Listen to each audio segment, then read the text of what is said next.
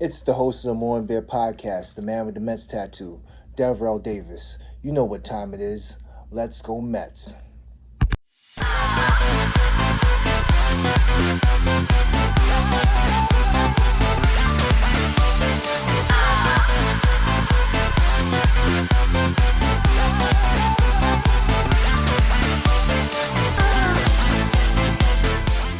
What's going on, everybody? It's your host of the Morning Beer Podcast, Devrell Davis, and we're doing a quick video. Basically, you know what time of year it is. It is August 1st. Trade deadline's tomorrow. We're going to get straight to a lot of things going on. One big news that just hit. Josh Hader of the Milwaukee Brewers, formerly of the Milwaukee Brewers, now of the San Diego Padres, via trade. He got traded for 4 players today. It was kind of a reliever swap, closer swap. Trevor Rogers from San Diego got traded over with a pitcher named Lamet. He was a former starter. Now he's in the bullpen, and 2 other prospects. One prospect that's in the top 10. One other prospect that's just like we're in the top 20 and such. Who won that trade? Well, Josh Hader's been on a downward trajectory right now, and he's leading the league with 29 saves. Right behind him with 28 saves, who he got traded for, was Trevor Rogers. How much does this influence and help San Diego? They like to seem like to get the sexy name out there. They seem like they're more driven, kind of like what the Yankees were in the early 2000s. Get the sexy name, put as much all-stars out there as possible, and hopefully win.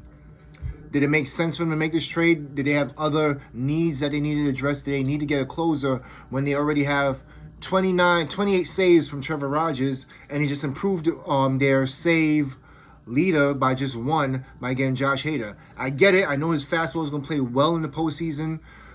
Did Milwaukee make any sense by making this trade, getting rid of Josh Hader? In a sense, it did. With his value almost decreasing, him being 28, even though they're in playoff contention, they lead the Central Division, they probably felt this is the best time for them to get rid of Josh Hader and get something from him that they probably wouldn't have got from him before. So, did they get fleeced? Did anybody get fleeced in this trade?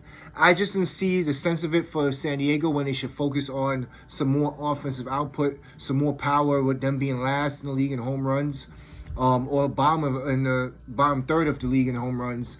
Why didn't they go ahead and focus on that? Not saying they still have the running of getting one of these players like a Josh Bell, like a Juan Soto, stuff like that. They do have the assets to still obtain this type of player. However, didn't feel Josh Hader was necessary, and I'm not mad at them for making that move. That was a good move still, regardless. At the end of the day, his fastball is going to play well in the postseason. He's going to be great for them, I'm assuming. I don't really see a true winner or loser in this trade yet. This is like more so like wait and see type of trade. So this is the New York Mets channel, and pretty much we're here to talk New York Mets, but we want to talk about the whole trade deadline, everything else going on. Yankees made another move today too. They got a left-handed reliever. Hold on. They got a left-handed reliever from Chicago. His name right here. Let me see. I think he's a left-handed reliever. Let me just type it in real quick. The Yankee trade. I can't pronounce his name too well or whatever. You know I'm bad with names and stuff like that. I think it's Efferis from the Chicago Cubs. He pitched here a few days ago when the Cubs were in New York. I guess the Yankees got somebody, a young, controllable reliever that they can put in the back end of their bullpen, which are already stockpiling this good bullpen that's already playoff ready, in my opinion, as far as the depth that they got in that bullpen. So that's pretty good right there, especially with Chapman coming back, potentially being back to his form, at least being a good enough player that he's going to be good enough for them to help them in the playoffs. So this helps them a lot. They're just looking to stockpile. They are the best, have the second best record in baseball right now behind the Dodgers. Are they the best team in their league? I'm not really sure. Houston might have something to say about that. But are they going to make the big move? Are they going to make the Frankie Montas move? They already lost out on Luis Castillo. We had that move take place. I believe Seattle gave up a lot. Reason why is because I don't think they're going to re-sign him. They gave up a lot. The shortstop Marte, who could have been a franchise shortstop to play with Julio Rodriguez and maybe Kelnick if he gets his shit together, to have a powerful future in Seattle. But they traded away some of their future for a pitcher that's going to be there for a year and a half, because chances are he's going to sign with somebody else for a big contract, especially if he plays well in Seattle after after he hits free agency. A Dodgers, a Yankees, a Mets, if possible. If we, by that time, we're going to be looking like Scherzer's contract is going to be over and such, and Walker's going to be gone and all that other stuff. So it's sometimes you have to give up a lot more than you're willing to, because in all four of the national sports, they're the only team, the last team to the longest playoff drought in sports, with it being 21 years or such. I think 2001 was the last time they made it, when they had the record for the most wins in the season. They haven't made it since then. I don't know if they sold their soul for that record, but they haven't made the playoffs since then. And they had to give up a lot more in order to make the playoffs, and I feel they are going to make it this year. Seattle's going to make it in there, especially with Julio Rodriguez playing at MVP. He's definitely going to win the Rookie of the Year, but he's playing at MVP type caliber. So this is very much good move in a sense, but also a very risky move down the line if it doesn't pan out and he doesn't re-sign with them, which I don't think they're going to do. He's definitely not going to give him an extension right now. All right, so moving on to other news. We had David Peralta from Arizona went to in a good move. I think he was somebody I liked enough for the Mets to even look at, but they already got Tyler Naquin, so there was no need for them to make that move. But I like David Peralta going to over to Tampa Bay. He is the type of move that Tampa Bay will make, and I think he will play well there, especially if they go in their playoff run. They do need it for the to in order to solidify that one of the last two playoff positions, with Toronto, Seattle being in the mix. So that's definitely a good move on their part right there. They definitely do need a little bit more offense, and I think they're going to be a little bit more active than people are going to give them credit for. I think they have something up their sleeve, maybe even a Juan Soto, even though the last three teams that's considered in that race is the Dodgers, St. Louis, and San Diego.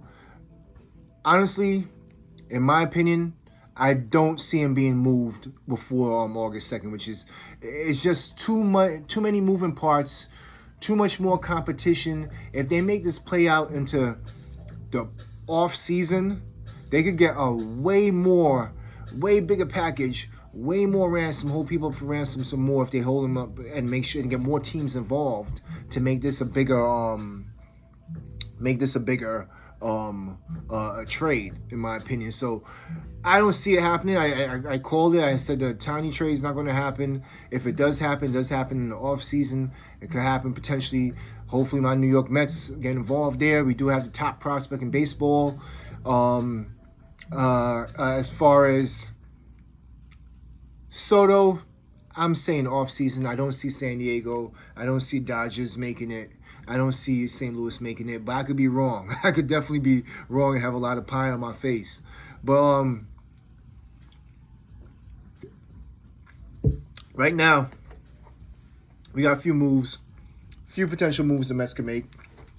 We're going to talk about my New York Mets. There's only a handful of players right now, unless a surprise come out of left field, like how Vogelback wasn't really surprised because it was kind of a rumor. The Naquin was definitely a surprise out of left field.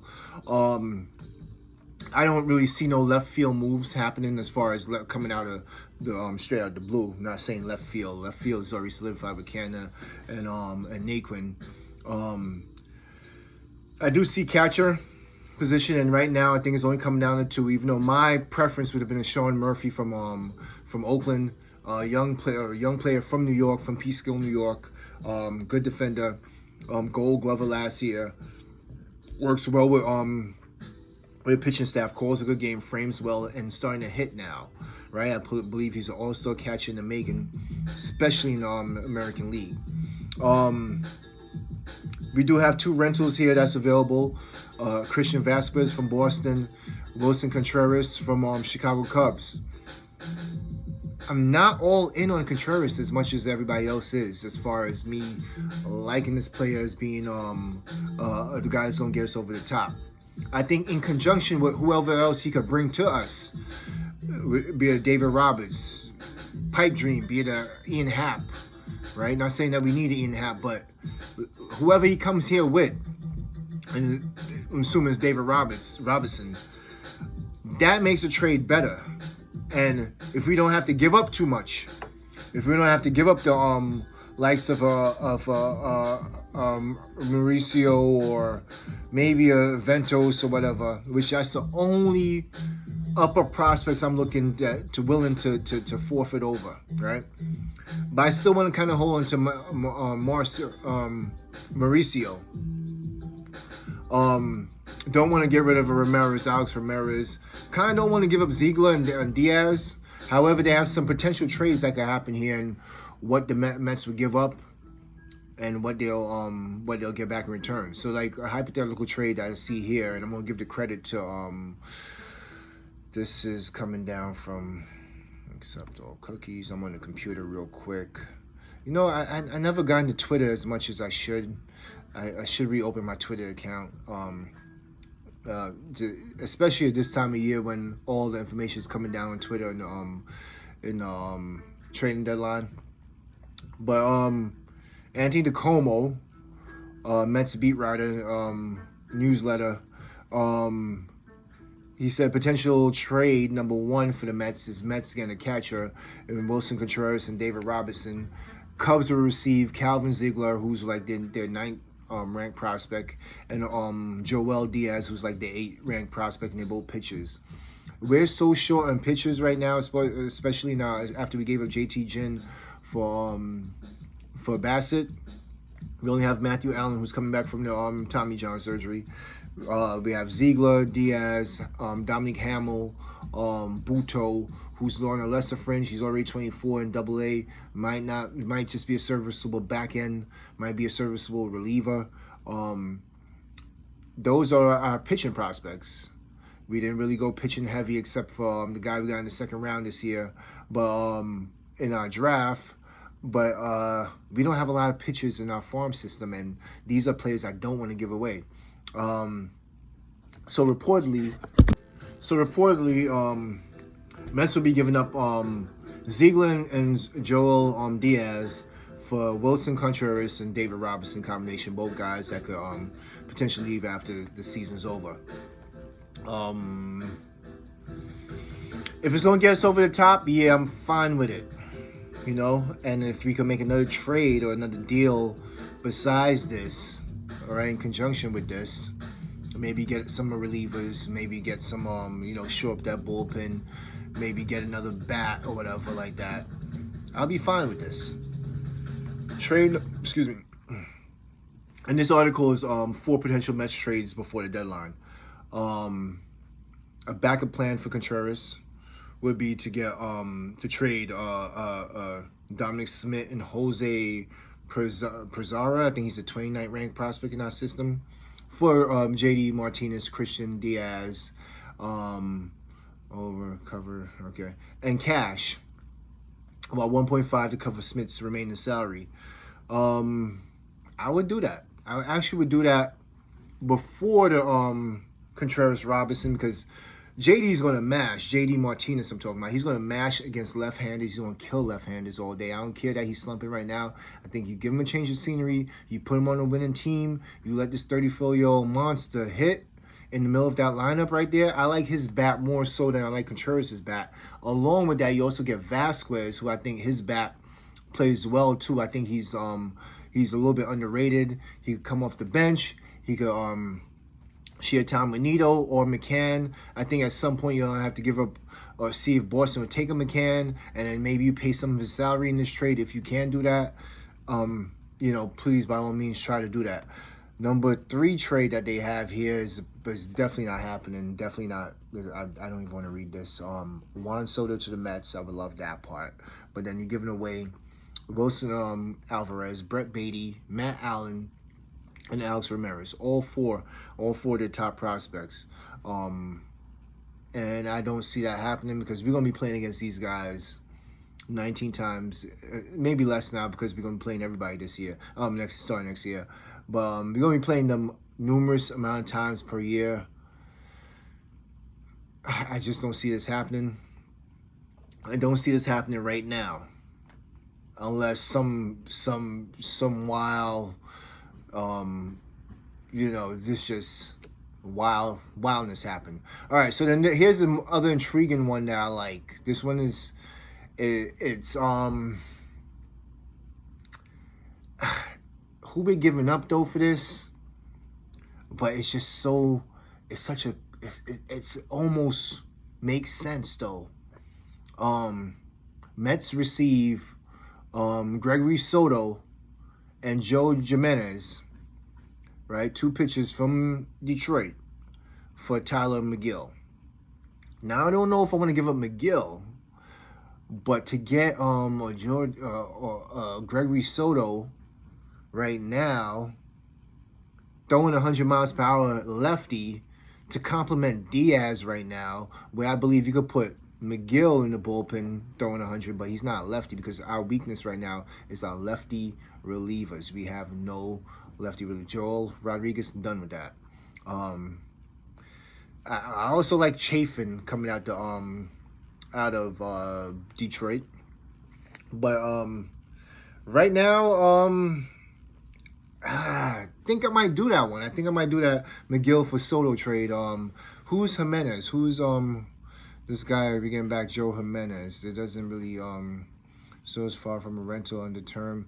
Okay, so let me read this. Few lefty relievers have been nasty than Soto, who throws 100 miles per hour. He produces reverse splits this season, but hasn't done it so in the past, indicating it's probably more due to a small sample size. Soto is far from a rental under team control for 3 more seasons. Wow. Okay. So with that being said, with him being under control, and you can give Tyler McGill, who's under control too, and you pair him with, because you never know, Diaz is a free agent too. He could walk. Hopefully not. Hopefully we resign him. We have the money to resign him. Soto's far from a rental, so he could potentially slot in there as our closer of the future if Diaz leave, or he could just be a nasty compliment to Diaz if we re-sign Diaz and they're both in the bullpen. Especially considering their plans with him in the bullpen, arm down the stretch. But Jimenez, who's under team control through 2024, appears to have figured things out and would soften that blow. If this deal is too large, maybe something smaller we can negotiate with Andrew Chafin. Yo, listen, give me Soto. Give me Gregory Soto right now to be a left-handed reliever with Diaz right now. I think that would be nasty. That would be an underrated move that the Mets can make. I know we're giving up Tyler McGill, who I think is going to be a nice number 3 starter for years to come. But you're getting a Soto for 3 more years. I would do this trade like right now, to be honest with you. I like that. So here's some ideas I've been bandying around, and this will kind of like in a way be our Josh Hader trade, where we gave something to get something back. We gave up our one of our stud starters, McGill, and I would, even if you gave Peterson up in this one, I would have been more comfortable with that. And we got back Soto in return. I would love that. I'm talking about Gregory Soto, not Juan Soto. Even though give me Juan Soto too for that return. I'll be happy with that too. I would like that as a left-handed reliever. As you see in my other videos, I'm big on AJ Puck, big on Sean Murphy as a good trade for the Mets right there. I see a few ways of where us going right now, because there are only a few names that we could potentially get now. I think we cooled off on the Mancini thing a lot. I think we're not in it for Fulmer in the bullpen for some reason. We're not in it for Jorge Lopez no more. I think the Baltimore thing is over. It would have happened if it would have happened already. I think it's definitely come down to Contreras. Martinez is the big bat, or Vasquez, Contreras is the catcher, or Robinson in the bullpen, and maybe some other bullpen moves. Maybe a Tate from Baltimore. Maybe hopefully the Soto thing. I was talking about Gregory Soto. I like the Soto thing. But here's the option I see with the way that the team is going right now, right? If you're paying attention to the way that we're going, first base is solidified. Second base now solidified with McNeil. Third base between Escobar and Guillaume, a lefty and righty, because Escobar's been hitting lefties better from the right-handed position. Shortstop is Lindor. Right field's Marte. You might have to rest him sometimes, so that's when Naquin comes in. Center field's Nemo. Left field is Kana and Naquin, right? You got that right there. Everything seems solid. DH, you got Vogelback on the left side. You don't have to do, and the way we've been hitting these last few games, especially it's Miami, it's a small sample size, but it's Miami's two best pitchers, Alcantara and Lopez. Mind you, we've seen them already about 5-6 times already this year. So that also plays in a factor in us hitting them so well this last few games. But they're two top starters in the league, period. Alcantara is probably number one, right? But we smoked them, right? We're hitting pretty well since I got this tattoo right here, the New York Mets tattoo. Excuse me, pardon the middle finger. Since I got this tattoo, we lost the first 2 games. But we won 6 in a row. So we've been 6-2. So, and we've been hitting after the Yankee series. So whatever bad juju we had at first, we flipped that around. So let's see. Since we've been hitting, we don't have to go big. We don't have to give up a lot for J.D. Martinez. We don't have to give up a lot for Contreras, which Chicago's asking for the world right now for Contreras, even though he's a rental. I don't want to give up on Mauricio. Don't want to give up on Ventos that much. We have internal options in Ventos, We also have a lesser option that you could trade for as a right-handed bat to complement Vogelback. And I know a lot of people not going to like this too much. Not going to, it's not going to scream, fear into pitchers' hearts that when they see him. However, this guy rakes against left-handed hitters, and it'll be a perfect complement for Vogelback. You put him and Vogelback together, and you got one hell of a DH combo if you go ahead and trade for this guy. With San Francisco falling out of the race now, even the race for the wild card. Excuse me for 1 second. Why don't we go ahead and bring back our friend Wilmer Flores for a playoff run? It would be on the cheap. You don't have to give up much for him. And have him as a right-handed complement for Volge. Now, also with that, we still should go ahead and get catcher.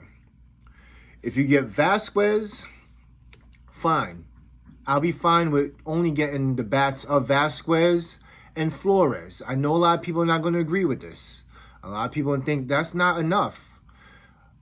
But there's such quality at bats from every position on this team. Vasquez is going to take quality at bats. Flores is going to take quality at bats, along with Vogelback. Everybody on this team is taking quality at bats. We don't necessarily need to go ahead and get the big bopper to put in there when you have everybody just taking at bats, playing team ball. Now, I'm not against getting J.D. Martinez. I still want J.D. Martinez. That's number one over Flores. But I'm just saying, I wouldn't be mad if our fallback is Wilmer Flores, and that's all we really get, is Wilmer Flores in conjunction with the catcher. The key thing is that we have to also get a catcher, too. You have to get the Vasquez or you have to get the Contreras. Now, I don't believe we're going to get both Contreras and Martinez. But if we do, I'm singing to the gods. I'm thanking everybody. But I'm saying, If we get Contreras and the Flores, I'm fine with that. If we get a Vasquez and the Flores, I'm fine with that too. Now, as far as Vasquez is concerned, we have some competition with Houston because Houston, I heard, is talking to Boston right now, and they have a lot of scouts at their Boston game and everything, or vice versa. Scouts from Boston's at the Houston games and the Houston minor leagues. Same thing with us. The scouts from Boston's at our minor league system, and as far as the Mets concerned, and vice versa. We have to get the catcher first, I believe. If it's coming along with Martinez, Vasquez coming along with Martinez, we're gravy. We just need to solidify the bullpen. If the Contreras and Robinson, then we go ahead and either use the internal option in Ventos, which I'm pretty low on. I'm not looking to do that. I'm looking, bringing a big league bat, not a AAA bat right now. And if we go ahead and just get Flores right now, I'm fine with that. You can also put him at third base. You can also put him at first base, second base if need be. He actually has versatility also. But I'm more inclined to making that he's banned like 280 something this year. He's about to have his career high in home runs and RBIs this year too, by the way. Pay attention to that. Look at his stats. I think last year he had 130 something games, 18 home runs, 50 something RBIs. Right now he's in 90 something games. I think he has already like 15 home runs and 50 something RBIs already. So he's about to eclipse all these things, and while batting 280 and mashing against left-handed hitters. So why wouldn't I want to get him? Especially this year with the DH in the league. He looks like he's taken to that DH position a lot in San Francisco. So that's a good fallback for me. Now, we don't have to give up a lot. We still save money. We could go ahead and get a Vasquez or Contreras as a rental. And then we can go ahead and show up that bullpen. Now, in bullpen, I want more than one arm, okay? We want to get a right-hander. That's fine. Let it be Robinson. He's good against left-handers too, but I still want that left-hander in the bullpen. Now, Gregory Soto is awesome, and I'm feeling this trade even more if we're able to get him. If we go ahead and get a Gregory Soto right now, and then small moves. These are like moves that get winning teams over the hump. We don't have to give up the farm system. We don't have to give up make our current situation in big league roster complex. We don't have to break up the chemistry inside the clubhouse. These are players that mesh well. These are players that won before. Flores winning 100-something games last year with San Francisco, going to a World Series with the Mets before. Vasquez winning in 2018. Contreras winning in 2016. David Robinson winning before with the Yankees. These are all players that know how to win and won and played in New York with Flores and Robinson is concerned. Vasquez and Contreras played in big markets in Boston and Chicago. This scene won't be too big for them. It won't be too big for them. I like the names that we're talking about right now. J.D. Martinez, same thing, plays in Boston. This scene would not be too big for them. The New York market would not be too big for them. I do want a Gregory Soto. It's going to be a high risk. Is this market too big for him? Will this be too much? He's coming from Detroit. Will this be too much for him? I don't know. But I like the players we're talking about right now. We don't have to be on the Juan Sotos right now. We don't have to be in the Ohtani's right now to get us over the top. We don't have to be in the Luis Castillo, even though he's gone. We don't have to be in those trade talks.